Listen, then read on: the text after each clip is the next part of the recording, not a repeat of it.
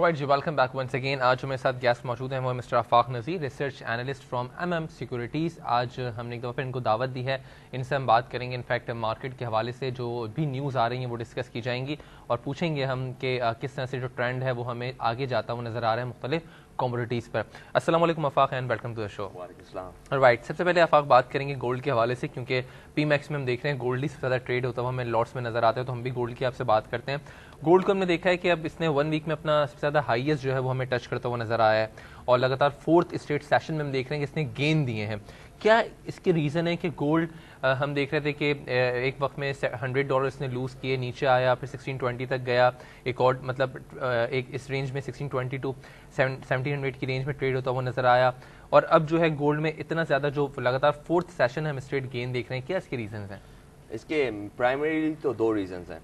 एक तो physical buying की रीजन और एक जो है बर्नाक की, जो चेयरमैन बर्नाक है, FOMC का जो चेयरमैन है, उनकी जो स्पीच हुई थी कल और जो US अनएम्प्लॉयमेंट का बैड डेटा आया था उसके हवाले से। फर्स्ट ऑफ ऑल जो US अनएम्प्लॉयमेंट का डेटा आया था उसमें फोरकास्ट किए गए थे कि 200 new jobs will be created in the markets, but apparently ऐसा नहीं हुआ, ओनली 120,000 जॉब्स वर क्रिएटेड। तो इससे एक इंडिकेशन मिली थी कि US economy still not recovering. तो इसकी वजह से because of this lack of recovery, gold की जो सेफ हेवन अपील है, it return back to the markets. And when Bernanke की कल स्पीच हुई थी, which was also a bullish factor for gold, उन्होंने भी क्लियरली कहा the US economy is still not recovering as expected by us, so certain measures will need to be taken. And इस certain measures को जो analyst होते हैं, traders होते हैं, they concluded to be quantitative easing number 3। ठीक है, तो इस वजह से। और इसके अलावा मैं फिजिकल बाइंग पे भी कहना चाहूँगा, फिजिकल बाइंग में इंडिया की एक स्ट्राइक चल रही थी 3 हफ्ते से गोल्ड के ऊपर से, उन्होंने कल ही ये स्ट्राइक खत्म की है आफ्टर दी, उनका जो मिनिस्टर थे उन्होंने सम कॉम्प्रोमाइजेस क्रिएट किए हैं कि फ्यूचर में may be the excise duty might be removed on gold, unbranded gold jewellery. इसकी वजह से भी थोड़ी फिजिकल सपोर्ट गोल्ड प्राइसेस में दिखती है। स्ट्राइक वहां से खत्म हुई है। एग्जैक्टली। बर्नाकी की आपने बात की है, कल उसकी स्पीच के क्या अहम पॉइंट्स थे इनफैक्ट, और कौन कौन सी कमोडिटी है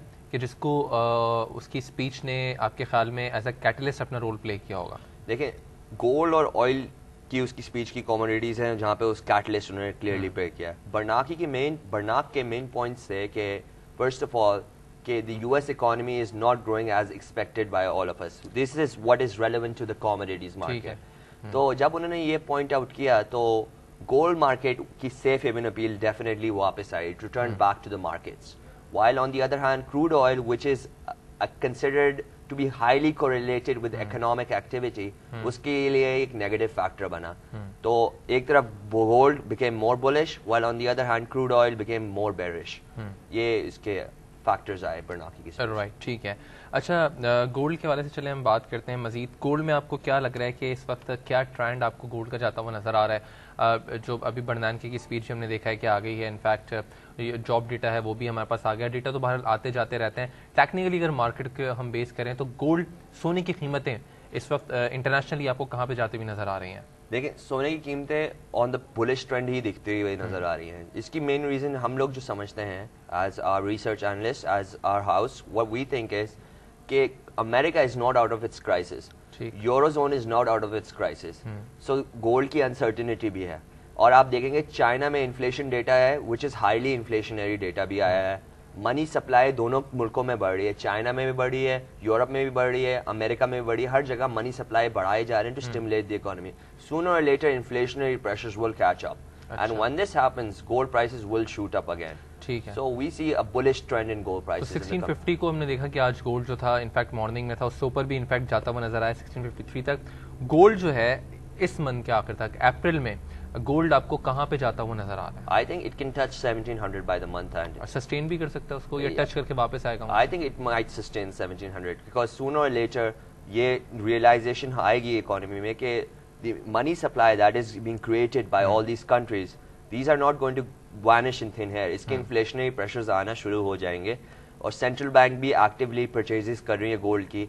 तो मेरे ख्याल में 1700 को टच करना is very feasible by the month. तो अफाक आज बताइएगा कि जो गोल्ड के सपोर्ट और रेजिस्टेंस लेवल है वो क्या है? आज जो हम लोअर एंड पे सपोर्ट देख रहे हैं दैट्स 1642 اور اپر اینڈ پہ ریزسٹنس جو دیکھ رہے ہیں which is 1662. اوکے تو اگر 1662 کو بریک کرتا ہے it might head towards 1680. Okay And then the final resistance will be close to the 1700 level. ٹھیک ہے. جو انٹرڈے کے ہمارے انویسٹرز ان کو آج کیا کرنا چاہیے گولڈ کے لیے؟